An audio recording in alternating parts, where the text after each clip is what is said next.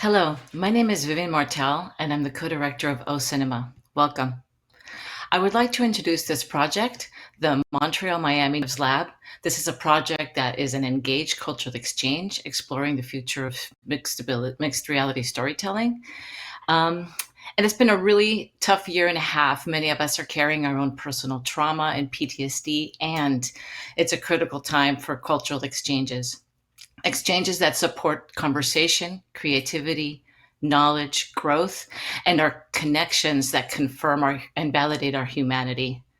Filmgate, MUTEK, the National Film Board of Canada, and No Cinema came together to create this project to explore international cultural exchange between the cities of Montreal and Miami, be another cog in the wheelhouse, if you will, that supports gender parity in our industry, and to provide a creative, safe place for women identifying and gender minority storytellers to flourish.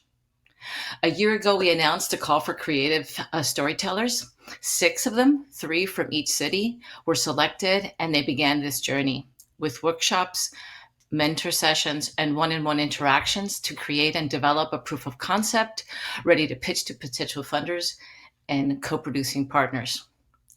Now, before we see where we are today, please watch the following video that showcases their trajectory to date. Thank you.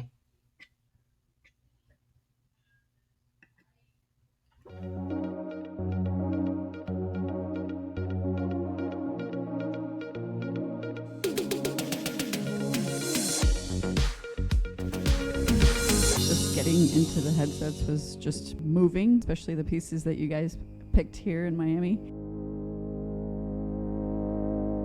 Something really amazing was just when I was playing around with Magic Leap.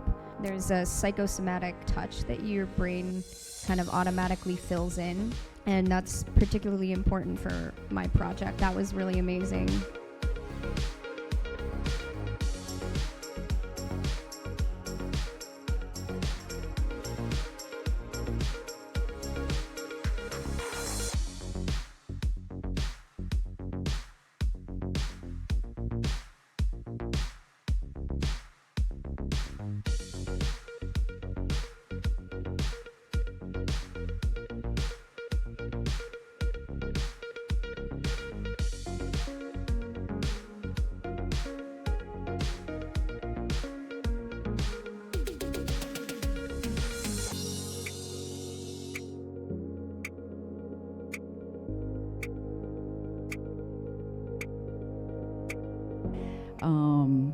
And it's just really awesome to see, such deep feelings come forward from simple ideas.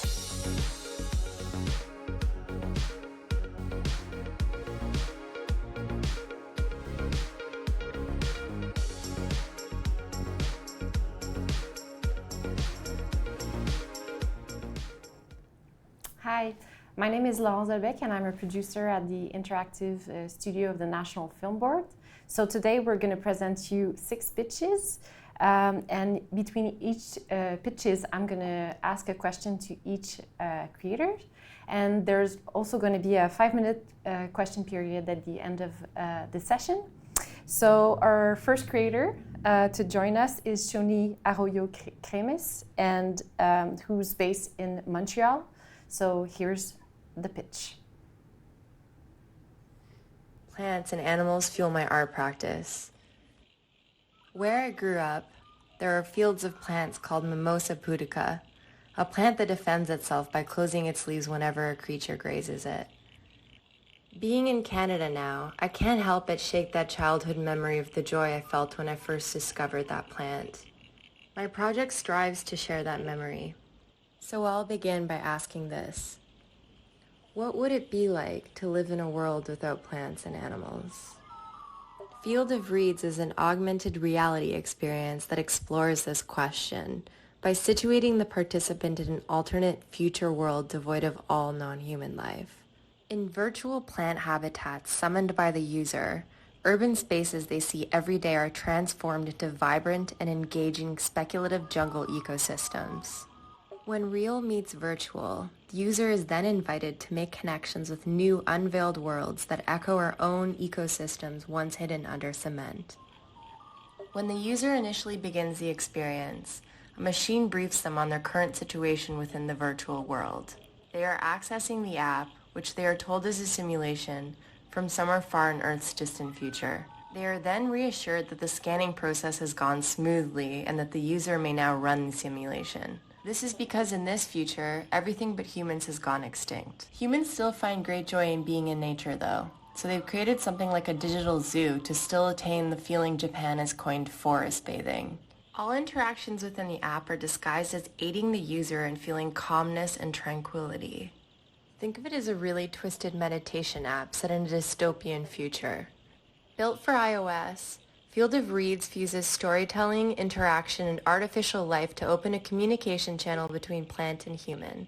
Perfectly suited for any modern city dweller wielding an iPhone, the experience unfolds in 3 primary stages. Stage 1. In Stage 1, the user is asked by the machine narrator to partake in several interactions designed to trigger a physiological response. This is meant to elicit a relationship and dialogue between the user and their virtual environment, in contrast to their current true external environment. For example, the user is asked to breathe in and then breathe out. The breath of the user affects the 3D models of the plants and they begin to grow. Stage 2. Once the user has integrated into the simulation, the user is asked to engage with the digital ecosystem they've created by speaking to the plants as well as touching them. I was in a forest. Can you recall if there were plants there? If so, can you describe them to us? They were large coniferous trees on the west coast. Did you feel at that time what humans refer to as emotion? What emotion did you feel? I felt safe. This stage uses storytelling and memory as a function to engage the user mentally with the plants. Stage 3. This stage blurs the boundaries of the user's physical environment with the virtual environment existing within the app. You, the user, are asked to link these 2 realities together by interacting with your urban environment. The virtual environment interacts with you in response. In this final stage, interactions are focused on bringing back what you've learned in the virtual realm to the physical realm. For example, you are instructed to water a plant in your home, and a virtual plant begins to grow in its place. Linking the 2 realities leads the plants to begin to function as a self-reliant artificial ecosystem, edging the user to the closure of the experience. In our current Anthropocene era, between the intermittent states of virtual and physical realities, I envision Field of Reeds as a tool to address the ecological crisis the world is currently facing. In the virtual realms I've created, users can begin to imagine what may have existed in the urban spaces we become so familiar with. Viewing the so-called nature I've created through the lens of a smartphone is to compare how we put mental barriers between us and the natural world around us. Barriers like metal and cement shield us from the soil underneath us as well as from the life blossoming from the cracks in the sidewalks. By putting emphasis on the unique intelligence of plants, maybe we can begin to learn to understand other realities besides our own. I think most of us are aware that rainforests and marine plants are responsible for creating roughly 98% of all the oxygen we breathe. But if we don't begin to mutually coexist with these organisms that sustain us, not only will we destroy our planet, but we will also destroy ourselves too. Thank you, Shonee. I love the reference you made through meditation app, and I was wondering, how do you see user experiencing it? Are you thinking about for them to do the whole experience in one shot, or would you like for them to come back and to kind of enjoy like a meditation app like we're used to of like just a current user? So I was wondering your thought behind all of this. I think I would like for it to unravel in certain stages, like perhaps like you would leave the experience and then come back at your choosing. So the app ideally would like communicate with you when you weren't using it, like sort of like a notification, like to like interact with the environment. So like you are kind of always connected in a way. And do you see like would for example plants be growing while you're gone, or do you see like how do you see it unfold for the user to kind of like strive back and go to? So the experience is it's like centralized around like caring for your environment, and through this, like the app would send you like certain notifications within the 3 stages that I mentioned. The first one would be like you're sort of getting an introduction to the environment.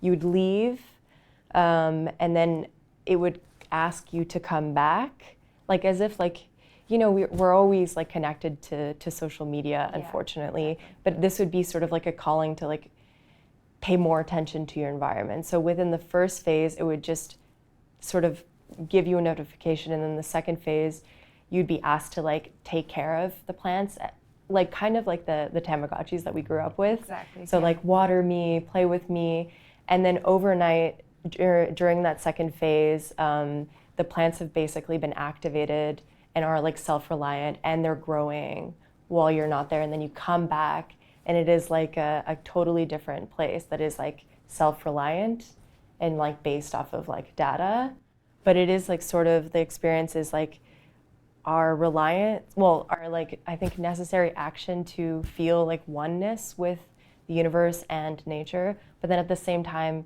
just allow it to be observed. And that is like the whole thing of it being a self-reliant ecosystem is like observation and acceptance and like respect, basically. Super interesting. Well, thank you for a great presentation. Our second creator is Olivia Klawonn. Here's the pitch. Hey everyone, my name is Olivia Klawonn. I'm an artist based in South Florida, and this is Spectrum Reality.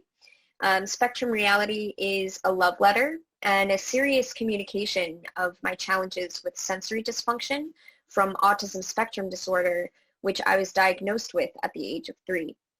As a woman on the spectrum, my primary challenges early on was simply navigating an overstimulating world. Later on, I came to understand that as a neurodivergent woman, there were extra pressures on me to mask my sensory dysfunction in order to fit in. Often, boys will be boys, but as a woman, I was ostracized for my special interests and inability to handle certain overstimulating events. The project will immerse people in what sensory dysfunction and neurodivergence is really like, a psychedelic, distracting, chaotic, and sometimes shameful, yet beautiful experience that not many understand. It will explore how exactly does sensory dysfunction affect a person's behavior. The project will also highlight the societal pressures I've experienced and seen placed upon women as a whole.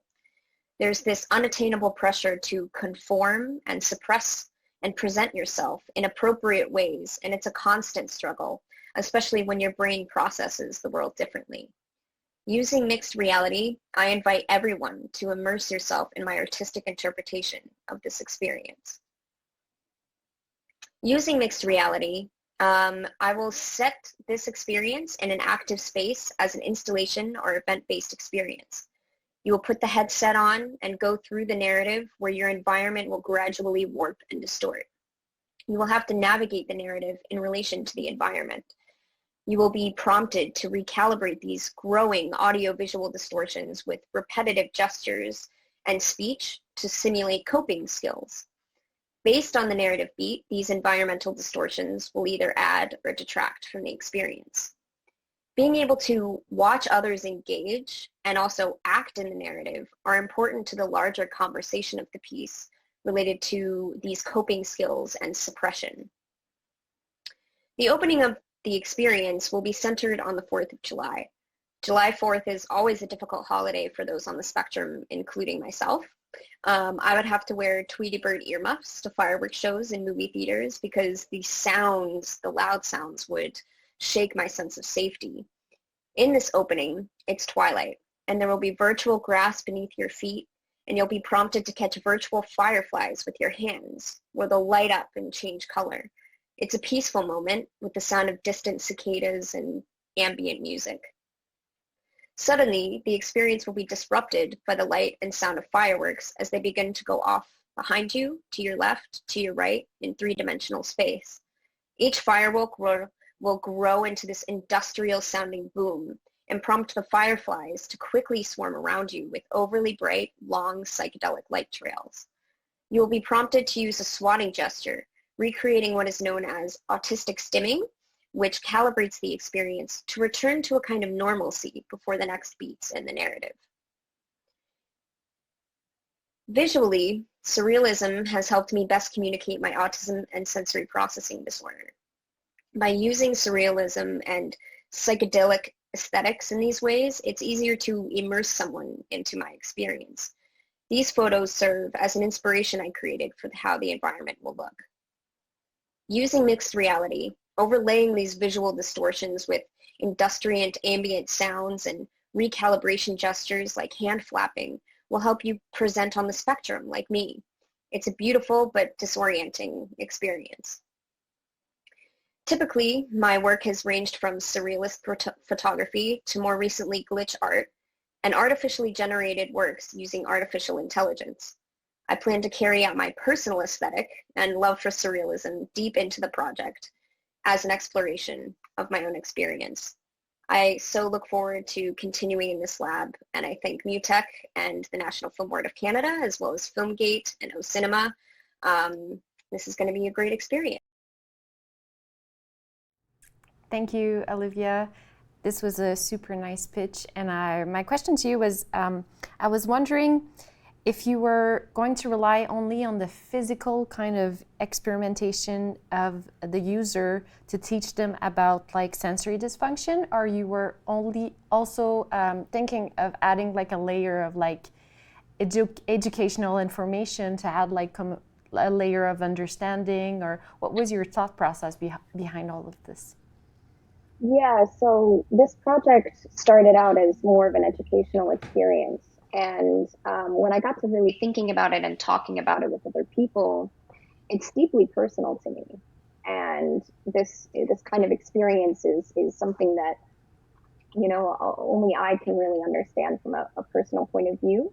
And I think everyone on the spectrum presents somewhat differently. There are, you know, certain layers of you know, symptoms that coincide with each other. But for the most part, you know, I didn't want it to be a sterile experience. I didn't want people to feel like they were being talked to, but instead performing and being observed in the experience. And so it kind of evolved from this educational kind of aspect to really being about immersing yourself in the experience and almost playing this role that I think so many women on the spectrum kind of feel like they have to play, or women in general in the world feel like they have to play. So the educational aspect of it is a plus. It gets people to kind of feel it emotionally and physically. But I don't really see myself teaching too much in the experience. I feel like just experiencing it themselves, people will understand. I totally agree. And also, like, where would be like your wishful place to for this project to be presented? So do you have like, do you wish for it to be presented in museums especially, or do you have other, you know, what's your would be your ultimate goal? Oof. There are a lot of really cool immersive exhibit kind of places, especially here in Miami. Art Tech House, Super Blue. But I think a more traditional, you know, museum would be really cool, because you could go about the museum kind of experiencing this whole, you know, you can still see the room. You just see these virtual aspects kind of overlaid to it. So you can walk around the museum and kind of have people, you know, kind of be like, what is that person doing? Because that's the whole point of it, is to be, you know, performing and also observing. You know, there's definitely a level of performance art that's going to be added to it. So I think it would be really cool to be placed in a really active museum. That would be really interesting. Exactly. I think because it's such a like also a physical experience that it could be interesting also for the public to kind of see people, you know, gesturing and doing all that. It's also a layer of knowledge that they could be interesting for them. Thank you. Well, thank you. It was a super good pitch. Our third creator is Monica Lopez De Victoria. Here's the pitch. Hello, my name is Monica Lopez De Victoria, and Swamp Deco is my project. I'm a Miami-based Puerto Rican-American artist who has been professionally working for over 20 years. My projects are techno-tropical, experimental, multimedia, and multidimensional. I also have grown up as an artistic or synchronized swimmer, competitor, and entertainer.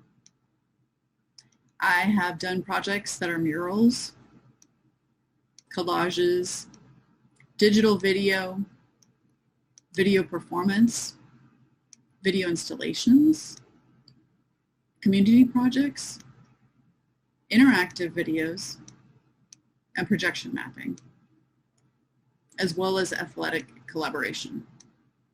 So back to Swamp Deco. It is a surrealist artwork and an underwater awareness experience. What would the future look like when climate change happens in 2300? Well, Scientific America projects that Miami is the most vulnerable coastal city worldwide. Look down at the bottom right photo. That's an actual photo at king tide when the ocean is actually in the roads and cars are driving through the ocean. So in the next 2 decades, sea level rise and storm surge and winds will chew away at Florida's $3 trillion economy. The interactive experience of this piece will educate players about the actual look and feel of our historical landscape underwater. Swamp Deco is essential because it provides a beautiful way to experience the reality of the flooded future in Miami. So it's a VR art experience, and it's looking into the future so that we can really feel what it's like when that future comes. Here's some of the aesthetics that are in the game as well. The inspiration comes from games like these and the feelings of the journey. You will join a synchronized swimming game, and as the game starts, you'll step into a vortex and you'll be put into the deepest level way into the future of 2300. You'll be visited by different forms of abstract energy like Gloria Stefan and Carl Fisher. They will help you, and you will achieve your tasks to find out the location's history. You'll also be visited by rare 2300 animals like dolphins, manatee, anhingas, things like that.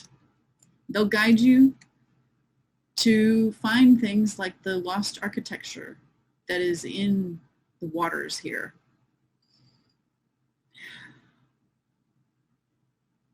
They'll be a little bit more humorous, and so you see that they'll be guiding you around.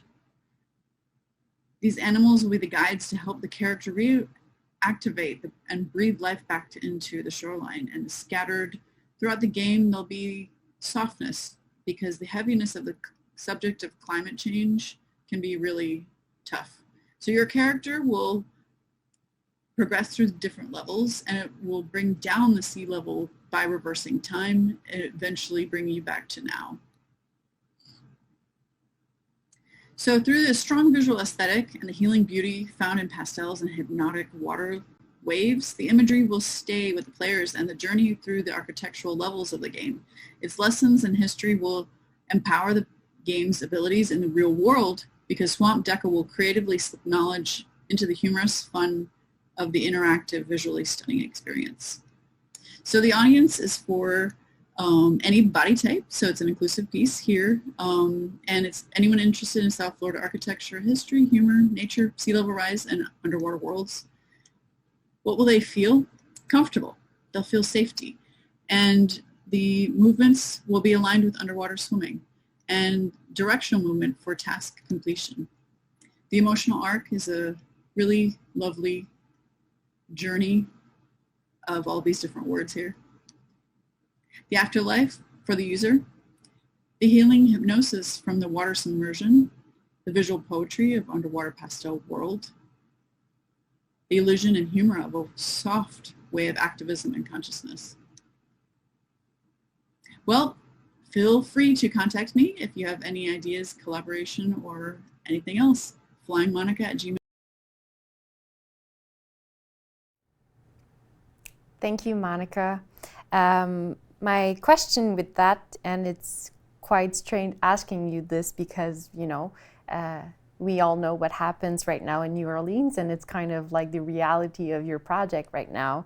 And I was wondering, what's the ultimate takeaway you wish the user, once they've done the experience, you know, take back home and just, you know, think about, you know? Well, primarily, it's about the experience. And I think that, you know, just for me, especially for me, when I first experienced the sea level rise and actually saw the ocean coming down my street, it was very impacting. And I thought, wow, if I could make an experience that shows people what it's like to really see into the future of what, you know, the climate change will cause, especially in our city, I feel like we can put into this experience different educational elements. So people will have tasks that are in the game, and they'll have to learn about them and really embrace them, and hopefully have some takeaway moments from that experience of seeing and feeling what the water is like at that level and that deepness, and what it's going to do to our history and, you know, just to life, what it's going to look like. Exactly. And do you think of, like, what's the target audience? You know, do you have like an age range in your mind, or it's like for everyone and a must-see for all ages? Or do you have, like, would you rather target a specific, you know, public? I see it as something for everyone, but I think essentially for people who are not aware of it, and possibly an educational element. I feel like, you know, a lot of people need to experience the reality of this. And so being able to bring it, you know, to students, to the public in general, I think this is really where the experience of it is very impacting. Exactly. I totally get it. And I think also it's interesting for some people to actually see something that might not happen in their city, but, you know, could, you know, potentially experience how it would feel like. So, you know, it's really interesting. Well, thank you for that. Our fourth creator is Maude Thibodeau. Sorry, it's Mélanie O'Bomsawin, sorry. So here's the pitch. Oleone Odze Tebestawawangan. Je suis monteur, vidéaste, artiste en compositing et en nouveaux médias.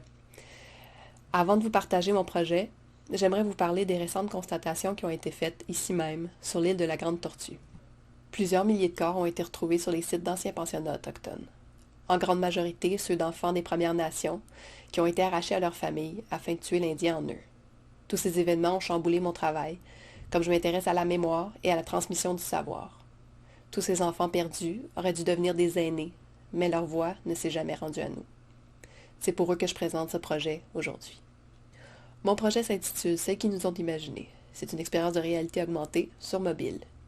Le projet propose une exploration urbaine des monuments que l'histoire n'a pas érigés. Ce que j'aime avec la réalité augmentée, c'est qu'elle nous permet de voir des choses invisibles. Et s'il y a une chose qui est spécialement rendue invisible dans les villes, en particulier la mienne, ce sont les femmes autochtones. Les villes leur sont hostiles depuis longtemps. Elles y ont disparu, elles y ont été abusées, violentées, assassinées. Avec ce projet, je rêve d'occuper virtuellement l'espace public et de le peupler de femmes autochtones d'hier et d'aujourd'hui, celles qui nous ont inspirés et guidés. Ce sont elles qui nous ont construits, nous et les 7 prochaines générations. Elles nous ont rêvé, elles nous ont imaginés. Je veux qu'elles cessent de disparaître et qu'enfin elles apparaissent, grandes, fortes, immuables. J'imagine une ville constellée de monuments de lumière représentant des femmes autochtones plus grandes que nature et qui permettraient de se réapproprier le récit qui nous a été si souvent dérobé. Chaque monument serait placé à un endroit significatif dans la ville pour chacune de ces femmes. En vous promenant dans la ville, vous apercevez une borne comme celle-ci, Vous balayez le code QR qui s'y trouve et l'expérience débute devant vous. Le temps n'est pas quelque chose qui se commence ou se termine. Ton aujourd'hui est le hier de quelqu'un et le demain de quelqu'un d'autre. Nous cheminons tous dans ce cercle, chacun à notre rythme. Le temps est mon moyen de transport préféré. J'y voyage très rapidement, je me retourne, je reviens, j'avance. Je m'appelle Pomsait Nspewe le temps, ceux qui marchent avec le temps. Si nous sommes ici, c'est parce qu'on nous a rêvé. Nous sommes le tissage de tous ces actes du passé, mais aussi ceux du futur. Mais l'histoire est toujours écrite par la même main, celle qui écrase et qui efface. Il faut écouter maintenant. C'est à notre tour de prendre la parole. Si tu veux qu'elle se présente à toi, offre-leur quelque chose qui t'est cher. Regarde dans ton téléphone. Peux-tu effacer une photo ou un message que tu aimes particulièrement? Donc, pour avoir accès au monument, il faudra leur offrir quelque chose de significatif.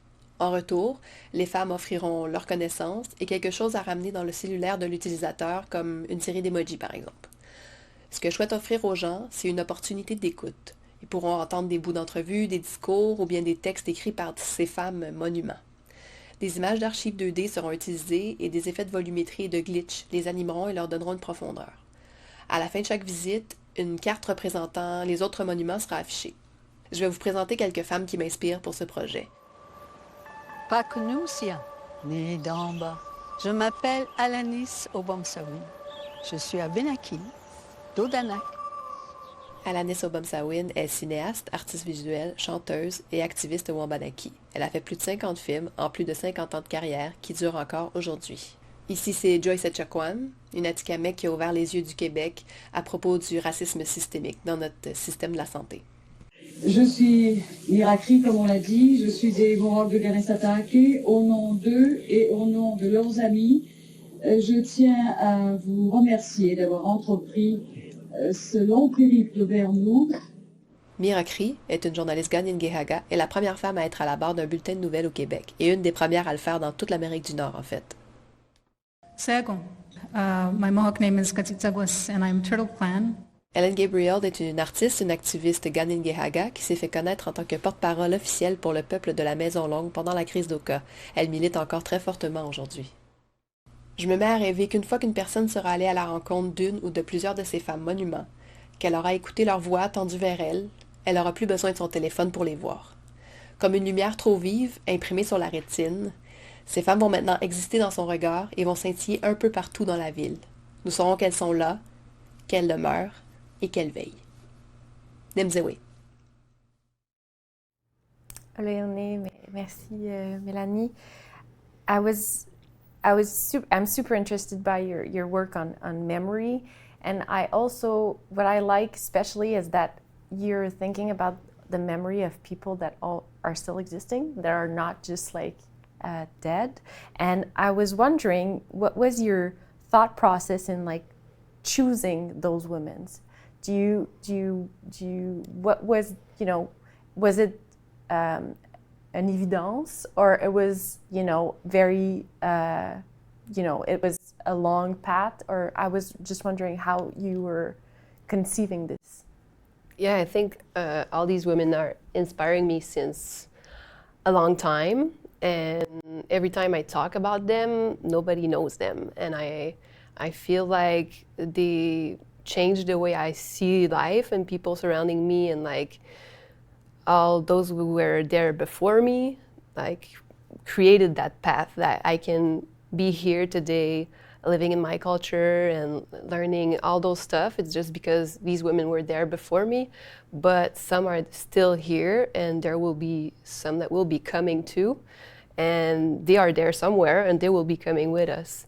So I always feel like they are there surrounding me, and I just need to tell their story to everyone. And it's like all Indigenous people know these women, and I think we just need to talk about them. So it was obvious for me. All these women were obvious to me, because they are well known. Exactly. In our history. It's to bring awareness to them, and also, I guess, paying homage to them also while and for them to also see that homage maybe and experience it and I think it's very interesting. And do you envision already a list of women? Do you have like a maximum, or would you like, or it's still in the process of like? No, I feel like this could be a really ambitious project, and I don't see any limit to any woman. You could see it evolve as the time goes. Yeah, also. Clearly, because there's a lot of Indigenous women right now who are fighting for our rights, for our forests, for water, and if I can have the space and time to create like portraits of these women, I would put them all over the place, all over the city, because they deserve it. Yeah, I totally agree. Well, thank you. Her fifth creator is now Maude Thibodeau. Here's the pitch. Insecure about appearance. Obsessions that make it impossible to lead a normal life. Body dysmorphic disorders have no border and affect all genders equally. There is no age to suffer from it, but most are teenagers. These mental disorders have always existed, but more recently, social medias and AR filters have contributed to the increase with those predisposed. In 2018, the term Snapchat dysmorphia was introduced. More people want to look like a virtual version of themselves with the help of plastic surgery. My name is Maude, and I'm an art and experience director at the Studio DPT. For the past year, I've been working on this really personal project, Dysmorphia. Dysmorphia is a collection of real stories that takes you inside bodies suffering from different kinds of dysmorphic disorders, all linked together, struggling with their own identity. Face your phone like in front of a mirror and look at yourself. You will find at the bottom of the screen names. Each is associated with a different story. Swipe left and right, select one. Listen to the story as you see yourself transforming with the AR filters.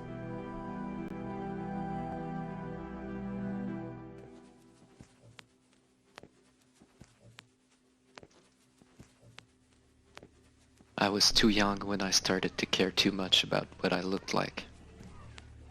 While kids my age were playing in the schoolyard, I was just completely frozen in stone. I was petrified by the gaze of others. I was anticipating all these looks on me, following me and judging me perpetually. My virtual life was even putting more pressure on me. But it wasn't them staring, it was me. My glance that invaded me. I felt like I was living in another body. My perception was no longer that of reality. I felt more and more that my flesh was deformed. I was disgusted. My thoughts invaded me, suffocated me. I spent hours every day trying to camouflage myself. Gradually, I isolated myself. I no longer had respect for myself. I hurt myself. I was destroying myself. I was alone, completely detached from the virtual and real world. And in this complete darkness, I started to close my eyes, to refocus. The sun rose, and I began to see myself in a new light.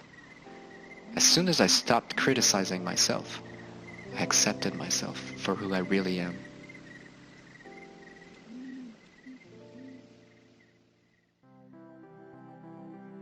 The filters evolve throughout the stories, and your own reflection is transformed and distorted. The filters are poetic interpretations to allow you to perceive the emotion, feelings, and thoughts related in the story. The sound treatment is intimate, loaded with emotions, authenticity, and trust. Stories are like those left on an answering machine addressed to themselves from the past. At some key points of the stories, you need to interact as a user to trigger a sequence. For example, you'll need to physically move, smile, or close your eyes. The same way you consume content on social platforms, you can quickly switch to the next story. and each lasts about 60 seconds. I worked on a proof of concept last spring based on the animated storyboard we just saw. The results were very satisfying, and for the next step, I look forward to collaborators and to test the content on the target audience. This project aimed at a really young crowd. My goals are to initiate a reflection about self-esteem and identity struggles, to start a conversation with a mutual aid community, and finally, break this circle of pain, this infinite scroll of self-hatred. Thanks for listening. Thank you. Merci, Maude. I was wondering, my question to you was more regarding the platform, and I was wondering if this experience was more aiming towards Instagram or Instagram only, or do you envision other type of platforms that could, be put to use, let's say? I'm still not sure. I think Instagram or any kind of Snapchat or any platform like this, it's interesting for the reach. The community is already there, and the target audience as well. So I think it's interesting, but in terms of visual and technically, maybe it could be interesting to try other technologies or platform. And do you think this would come out as an app or a web-based app, or you would find it directly like as filter on Instagram?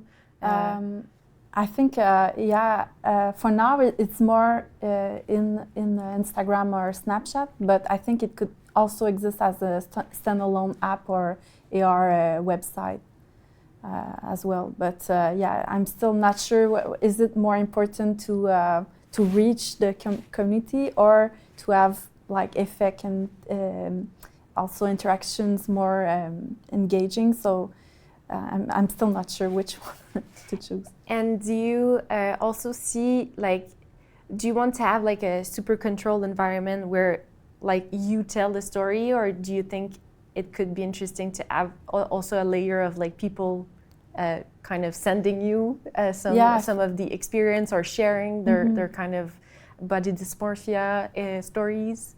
Yeah, I think it could be really interesting to have an exchange with the crowd, and so that we can build a community of mutual aid, and where people can exchange and help each other.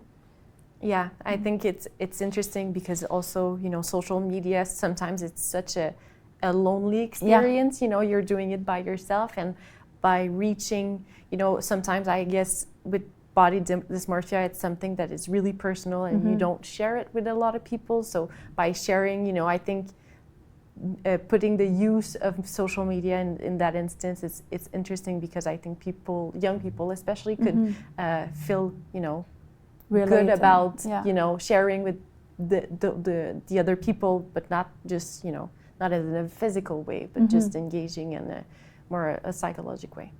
Well, thank you. Thank you. Our last creator, and before we're going to the pitch, I'm just saying that we're going to have a question from the audience after, so don't hesitate to answer or ask questions in the chat. Our last creator is Fereshteh Toosi. Here's the pitch. Hello, my name is Fereshteh, and my project is Hola Oily, a contemplative AR game. I'm an artist, a learner, and an educator based in Miami, Florida, on the ancestral lands of the Miccosukee and Seminole people. I design experiences for small groups, often incorporating documentary processes and archival research. My interactive performances consist of outdoor encounters, exchange, and sensory inquiry. For example, during a contemplative kayak outing, participants were invited to play a sound circuit, make rubbings of mangrove bark, and feel the resistance of water on their skin. In my artworks, I draw attention to ways that human culture and geography are entangled. And this is the creative practice that informs the production of my project, Hola Oily, a first-person quest game in which the player communicates with a future being named Oily. Oily is a chatbot running on AI and machine learning neural networks. The title is a spin on voice triggers like Hey Siri and Okay Google. Who is Oily? Oily is a future being from the year 2200, when humans no longer rely on extractive industries like petroleum and coal. Oily is a curious, lonely soul using seance technology to communicate from the future. Oily is sensitive and eager to interact. Why oil? Well, our entanglement and dependence on oil is universal, but often ignored. It's time to recalibrate our relationship with the lands and waters we exploit. I focus on petroleum because of its ubiquity and how it influences every aspect of our daily lives. What does the player experience? Oily asks a lot of questions and expects answers to move the experience forward. There are several types of interactive gestures that allow the player to reveal information or answer questions. For example, Oily might say, "Let me tell you about myself." Draw a circle with your finger on the screen. Now blow on the circle until it becomes a sphere. Your breath has separated from your body to inflate the ball.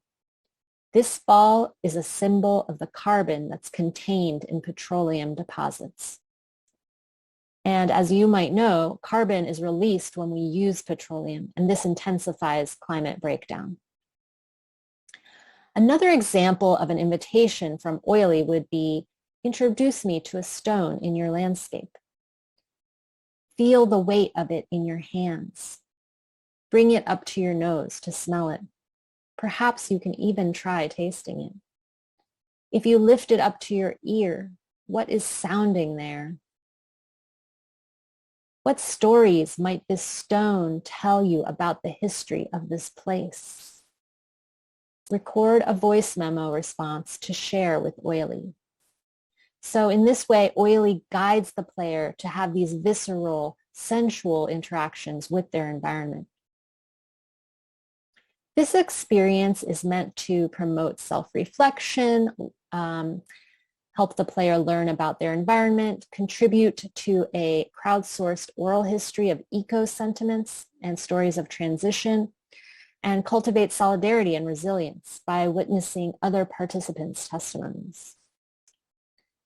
To elaborate on the documentary component, Oily is pre-trained on large data sets. And also, contributions shared by players accumulate over time to generate a new data set of stories and anecdotes. As the experience ends, the player is asked to make a commitment, a promise to fulfill after the project is over. Possible actions could be simple, such as learning about the place where you live from a website like nativeland.ca. Other players may choose to take actions recommended by resistance movements like Minnesota's Line 3 protests. That's all that I have the time to share with you today. Thank you so much for your attention. Please be in touch if you have any comments or questions for me. I'd love to hear from you. Thank you, Fereshteh. My question to you is regarding the target audience, So what would be your ideal target audience and, with this project, and what would be also their main takeaway from that experience? Yeah, I think my target audience is people who are already really empathetic and kind of connected to these issues. It's not like we're trying to change someone's mind or convince them that climate change is real. These are people who are already really feeling very much a kind of anxiety about the possible future, maybe some grief about what's happening, and feel a kind of hopelessness. I think many of us experience that, and this is a way to kind of get into this emotional space, but also transform it into something that can have a productive outcome. I think it's easy to feel paralyzed by those emotions, but we can also transform them into something that could really be impactful. Cool. And do you have like an age target, or it's more driven towards like, so people that are already, feeling anxiety, so whatever age it is, Yeah, I think this work could be for adults of many ages. I'm guessing that in middle age and later in life, it becomes more, you start to see your own mortality and feel, this kind of contemplation about what have I done here on this planet? What impact have I made? And so in that case, that might be a motivation to engage in this game, to be motivated by the game to kind of do something within our lifetimes. And so I don't have a particular age group in mind, but that's something I've been thinking about. Super interesting. Yeah, I see what you mean, because I guess also when you're later in life, you kind of also have like a past experience, and you can see how climate is still affecting and will be affecting, and you kind of have like a thing to look back and say, things are changing. It was not like that before. So I guess what you meant is really interesting. So, well, thank you for the pitch. We have some questions from the audience. So I'll go with the first one to Maude. Someone's asking, how did you find the participant who shared their stories? How did they feel about participating in the project, and did it help growing out of their dysmorphia to share the experience? Well, it's one of the next step of the project. For now, it was a fictional testimony that, it's my personal story. Yeah. That I based this testimony, but I have to. I think maybe I'll try to reach an organization that already help person with dysmorphia, and so I have to find people to have testimony for. So this one was fictional. Yeah. But I think it's gonna be not easy to find people that will be open to share because it's really personal. And do you wish to have like a different age groups in your stories? Are you aiming for? Yeah, I think it's important, and also different kind of dysmorphia, gender, body dysmorphia, and so different kind of dysmorphia in ages and sex as well, and also people from different country will be interesting to see what is the link between all these stories, and what is the common point, and what is different from each other. Super nice. Monica, we have two questions for you, so I'll go ahead. How and where do you imagine Swamp Deco to be presented? Will people be able to download it and experience it from their homes, or will it be more location-based, like museum or swimming pools? Some people are creative. Well, somebody saw into the future. I've definitely been doing research about how to bring that into the water, but I'm not there yet.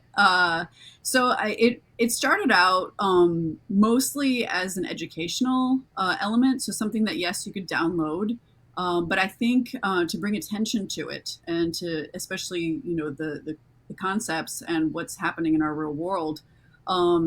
It would be, I'd have pop-up installations, whether at a space that is for art, or, outside of art that people don't usually get to experience these things in. But then, yes, of course, I want to bring something underwater, definitely. If not this one, definitely a future one. Super. And you've talked about, emotion and climate change, and I guess also this could be a question for Fereshteh too.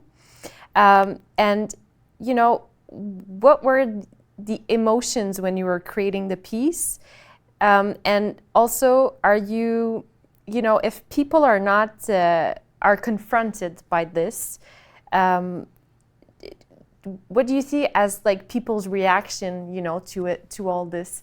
Do you think some people could be like taken aback from that, living this, because especially for Swamp Deco, it's underwater. So if people are scared of underwater, or might have like a physical reaction to it, like how do you envision it to be kind of, I guess, lighter, or warn them about certain things, or Yeah, I understand that, and that came up in many of our discussions, because I'm comfortable underwater, and that's something that I would love to translate through the color selection, through the audio that's going to be playing. So it would be really soothing, very much like a calming effect, and then it's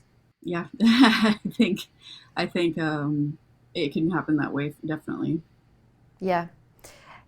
Thank you. And well, this is more of an open question from me, but I was wondering if, you had like main challenges throughout the whole process of like getting the pitches done and creating all your kind of ideas. Did you have, certain things that, made you think, oh, well, I struggled with this, but I overcome, and it's now,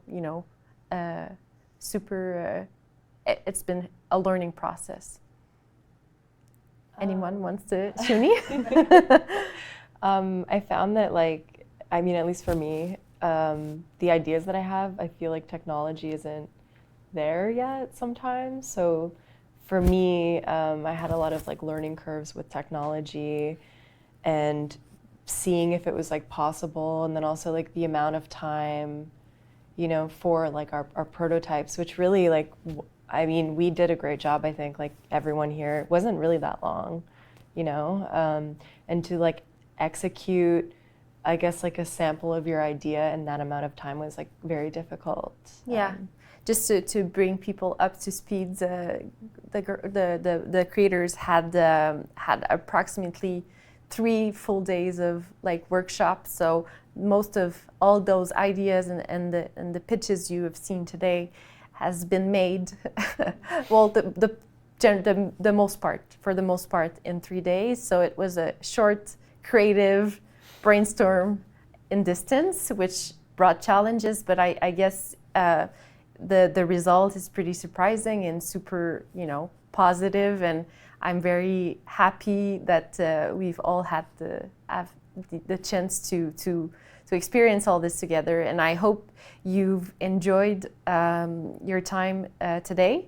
I'm gonna send the last note, the last closing words to Vivian on this 1 hour workshop. Yes. Well, thank you for that. I thank all the creators that came together. I think this was an amazing experience, considering like everything that we were up against, not being able to having to use technology and hack and do these workshops as these in person, some of them in person, some of them hybrids, and it's been amazing and powerful, and this is just part of the trajectory. If you'll join us again December for Filmgate, I think it's December 3rd to the 5th will be the next part, or the final phase, if you will, of the pitch for this new narrative lab. And as we move forward, we celebrate the artists for the works that they've done, and we get to hold them high and continue to support them in this process. Thank you to everybody, MUTEK, National Film Boards of Canada, Filmgate, and the artists. Like I said, bravo or brava. Thank you, and have a good rest of the day.